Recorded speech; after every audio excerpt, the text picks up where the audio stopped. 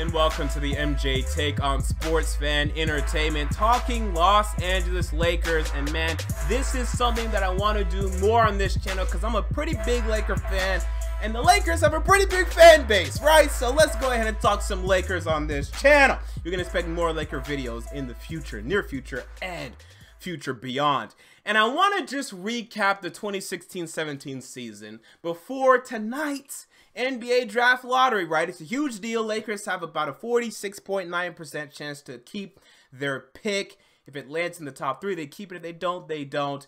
And man, that will suck. That will hurt. Oh, we'll talk about that a little more later. But I want to recap the 2016-17 season. First of all, I predicted before the season the Lakers would go 27-55. They went 26-56, so one game off.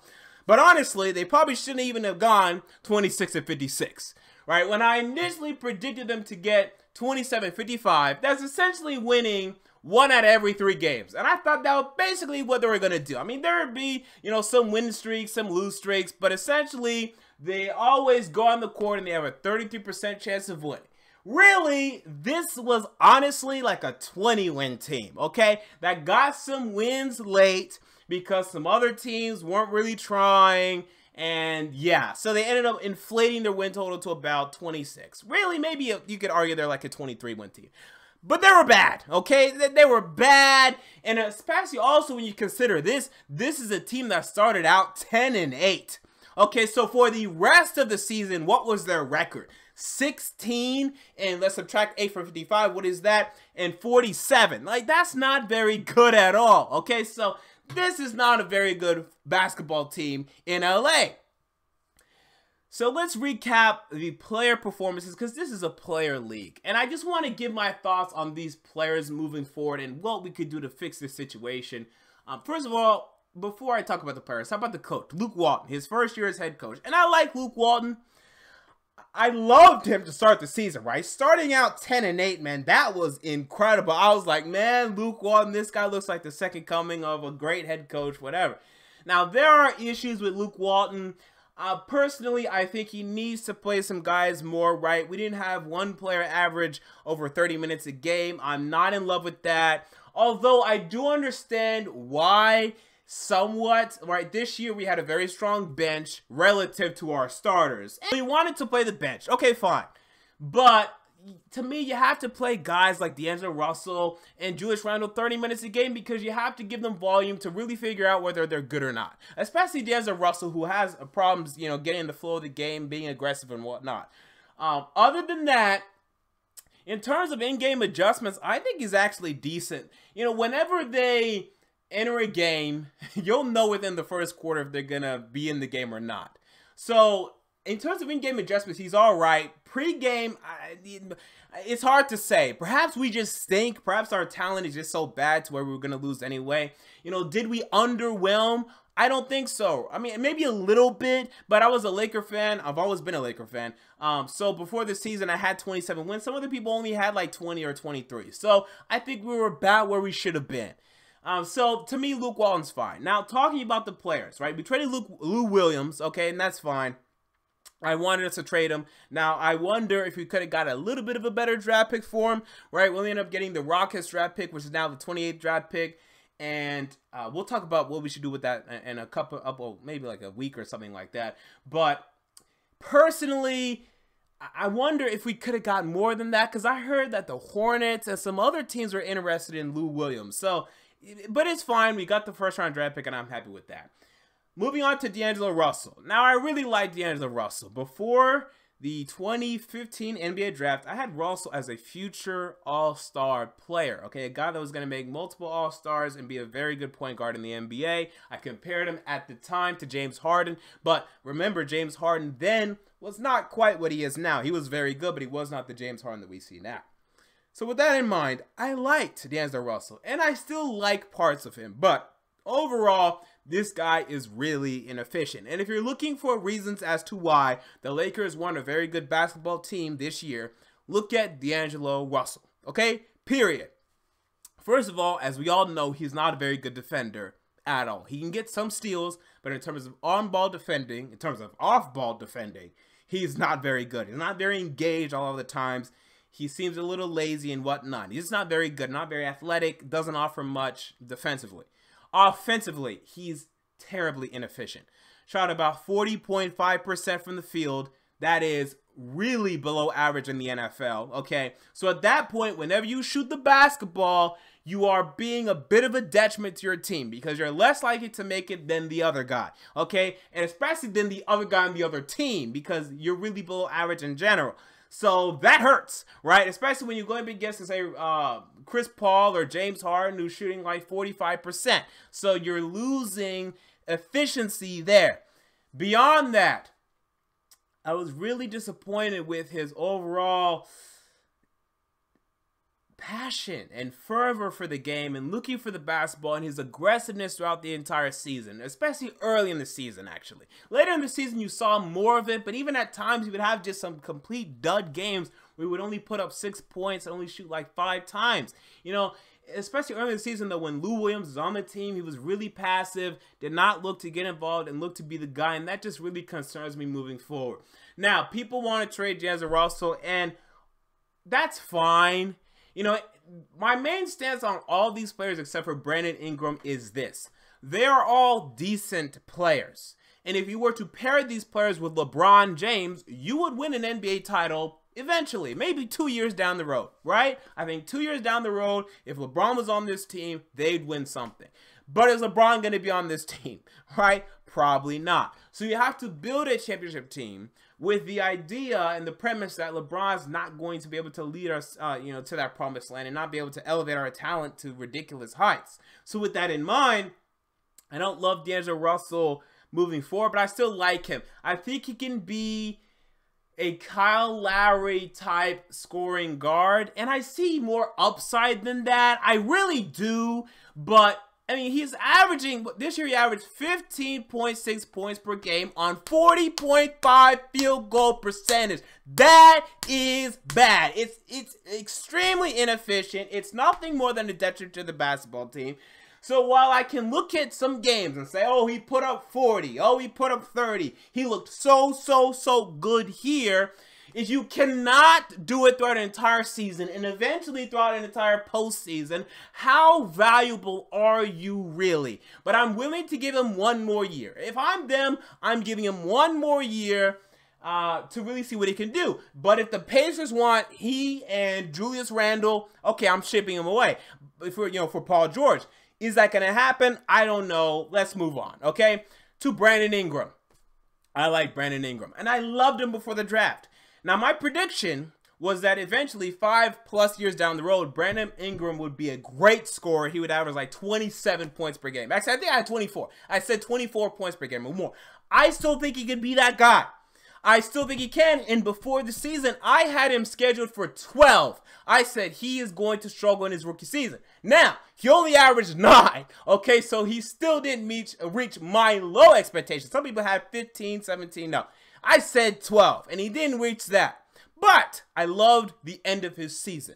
And I saw nice things from Brandon Ingram, and I still see nice things from Brandon Ingram. And he's even better in some aspects than I thought he was coming out of college. I didn't think he was that good of a ball handler, and he's not great. But just having a guy who can bring the ball up the court at 6'9", and being able to distribute as he can, finding some open players as he does is really impressive and really valuable. That's nice to have.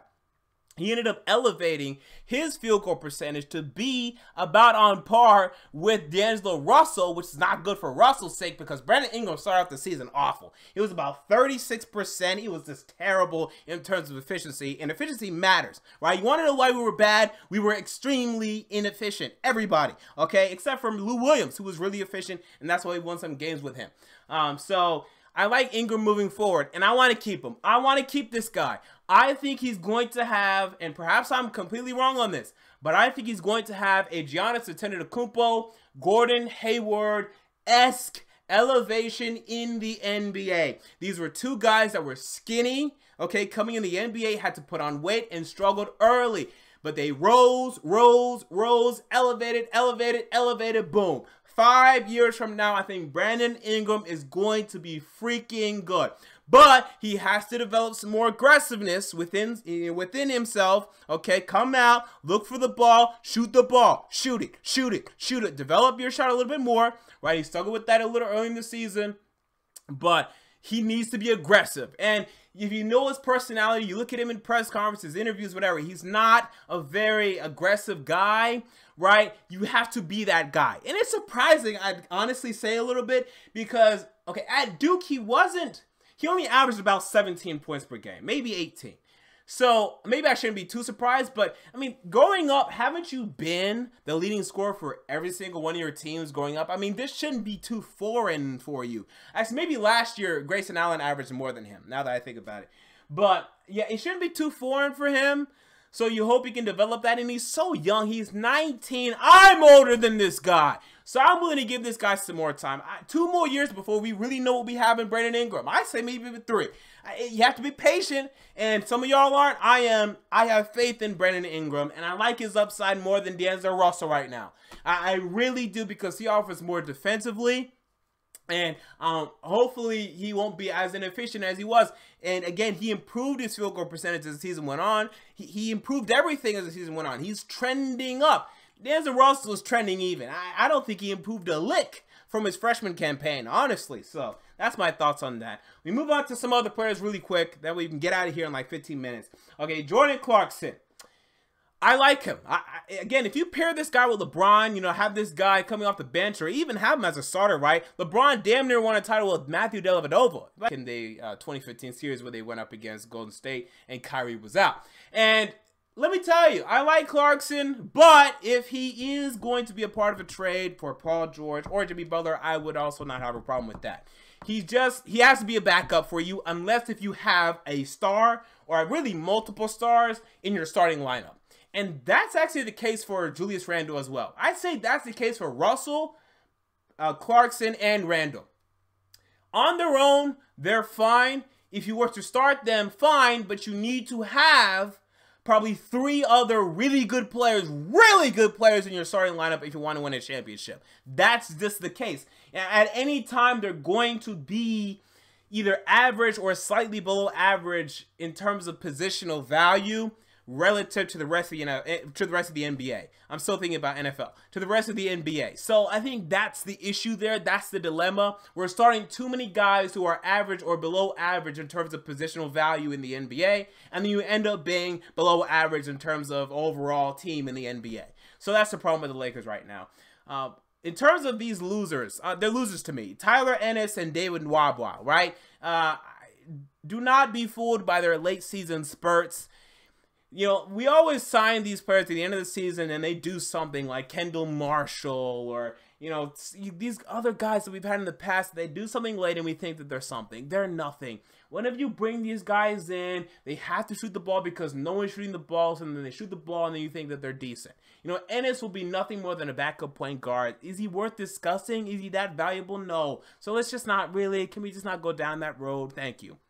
Timothy Mozgov and Luol Deng are a joke. Tried to defend those signings last season. I don't know why. They were just awful signings. I tried to defend it, but man, they're terrible. And I like Mitch Kupchak. I really like Mitch Kupchak. Actually, you know, the fact that this guy was able to find Jordan Clarkson and Ivica Zubac is literally amazing. That is a serious accomplishment. To take those 2 players where he took them is incredible. But man, those were terrible deals, dog. I mean, golly. At the time, I was thinking, man, you know, we needed to have starting Mozgov. You know, we didn't have a starting center there, so whatever. And then Deng, I really didn't believe that one, actually. I really didn't like that one. But they were even worse than I ever imagined. I mean, it's just awful. Now they're just complete dead weight. These 2 were completely shut down. They refused to play these 2 the last 20 games of the damn season. I mean, what terrible signings by Mitch Kupchak. So that's why he's gone. You know, if he didn't sign those 2 guys, man, he may still be here, honestly. Just awful signings by Mitch Kupchak. I mean, now we still have cap room, but we could add way more. Not that we're necessarily going to do anything with it, because we haven't done anything for the past 3 years with all this damn cap space, other than sign these 2 morons. But, yeah.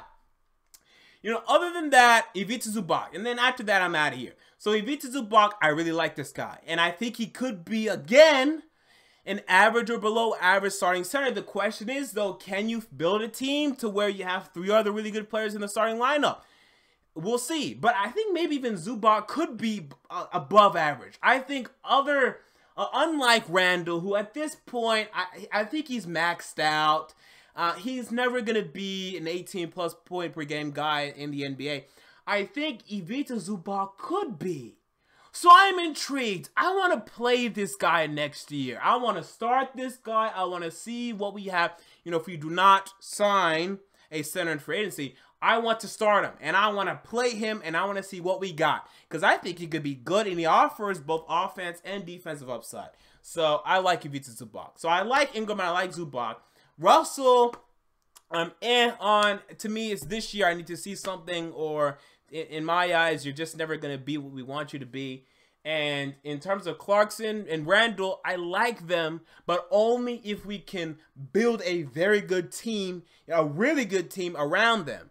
We have to put ourselves in a position to where these guys are clearly the worst players in our starting lineup, honestly, if they're in our starting lineup. And yeah, I mean, that's the only way it's going to work if you want to win an NBA championship with this team. So tonight, NBA draft lottery. If the Lakers keep their pick, you will hear from me yet again talking about that. If they don't, you hear from me yet again talking about that again. I want to talk more about the LA Lakers on this YouTube channel. So if you're a Laker fan, stick around, subscribe for that and more great sports content that I provide here on Sports Fan Entertainment. This has been the MJ Take on Sports Fan Entertainment, and I'm out.